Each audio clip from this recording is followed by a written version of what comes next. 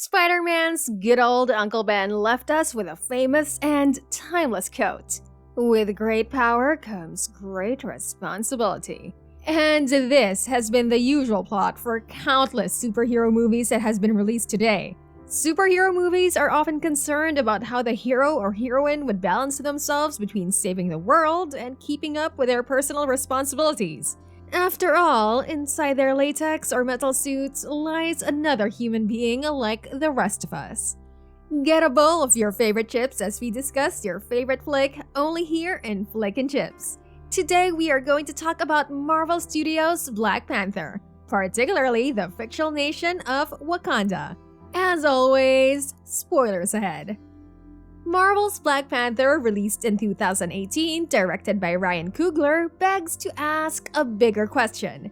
Mainly because T'Challa, played by the late Chadwick Boseman, was not the only super being in this society. In fact, T'Challa was a king of Wakanda, a utopia, a perfect nation that doesn't need saving, unlike Spider-Man's New York or Batman's damn old Gotham City. A nation as powerful as Wakanda is called a superpower, not to be confused by a hero's superpower. The Oxford Dictionary defines a superpower as a very powerful and influential nation, used especially with reference to the US and to the former Soviet Union when these were perceived as the most powerful nations in the world.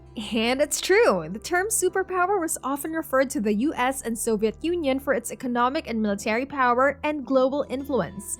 That is why the opinions and the interference of these nations could affect the globe.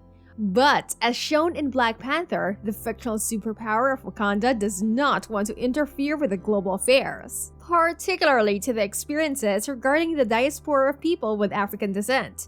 And so, Black Panther gave us a fresh conflict. How would a nation's superpower be balanced between its self-governance and its outer affairs of the world? The fact that we are talking about Wakanda's authority and responsibility to the world just proves how convincing and realistic the world-building of Coogler's Black Panther is. The Rolling Stone wrote, perhaps Coogler's most inspiring decision is to treat Wakanda as a character itself, a place that resonates with its own social structure and rules of government. That is exactly why for 2 hours we are transported and somehow felt like we've become citizens of Wakanda, as if our views and opinions are important in determining Wakanda's future.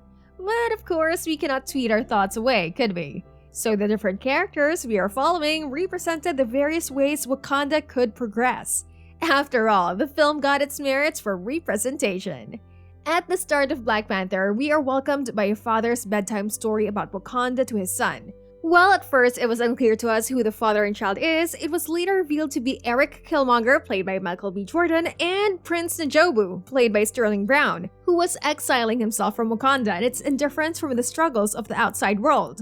N'Jobu was branded as a traitor and killed for being an accomplice to the Ulysses Klaue, played by Andy Serkis, for stealing vibranium, which was supposed to be handed to the oppressed, enabling them to fight back. Eric Killmonger simply pursued the business of his late father, along with a dream that he would soon be welcomed in Wakanda. Both of their characters, mostly Eric, who grew up in Oakland like Coogler, had to deal with systematic racism face to face, in contrast to King T'Challa, who was born with royal blood in an African utopia. That is why Eric is a villain that is difficult to hate, because naturally, when people are oppressed, they fight back. And it fills him with hatred to see Wakanda not interfering and standing up with his kind around the world. While the slant think that Eric's character development was abrupt and could be developed in a wider format, he represented the oppressed enough. And while King T'Challa wanted to defend Wakanda's non-interventionist policies, Lupita Nyong'o's character, Nakia, serves to be a middle ground between T'Challa and Eric. Nakia, a Wakandian, acknowledges the nation as a superpower, but she doesn't see it as isolated from the rest of the world. It's just, I found my calling out there. I've seen too many in need just to turn a blind eye. She believes that Wakanda could share its resources to those who are in need, but in a more humanitarian way compared to Eric. What would you have Wakanda do about it? Share what we have. We could provide aid and access to technology and refuge to those who need it. Other countries do it, we could do it better. She believes that she is not also fighting for Wakanda, but for the welfare of the world as well. Nakia had an insightful confrontation with Okoye. This scene could make us think about the difference between saving and serving. I am loyal to the throne, no matter who sits upon it. What are you loyal to? For Nakia, Eric needs to be overthrown not only for Wakanda's welfare but also for the world's, as global chaos might erupt when Eric's plan is pursued, aside from clinging onto her affection for T'Challa. And for Okoye, before later on pursued by Nakia and T'Challa's re-emergence, only sees herself as a pawn of Wakanda, an apparatus to pursue whatever Wakanda's plan is regardless of its consequence. Of course, Okoye's attitude could be taken in bad taste, as an African character admitting that she is a pupper of the state in light of the outside controversies regarding Black lives. But that exactly reinforces why Wakanda does not have to operate in isolation. On the side, Wakabi talks about refugees. You let the refugees in, they bring their problems with them. And then Wakanda is like everywhere else. That is why it's easy to accuse Black Panther as Marvel's way of hijacking African tradition. But in fact, Wakanda is mirroring the way real-life superpowers think about these matters, especially when it comes to deploying foreign aids, accepting refugees, and avoiding sharing their land and resources to those who are in need. It is a very clever way to mirror and twist real life, without so much being a mouthpiece of a specific political thought. Of course, in the end, T'Challa followed his late father's advice in the ancestral plane. You're going to struggle, so you'll need to surround yourself with people you trust. He followed Nakia's initiative to supply help to other countries and appointed Shuri, her sister, to spearhead Wakanda's social outreach in the aspects of science and technology.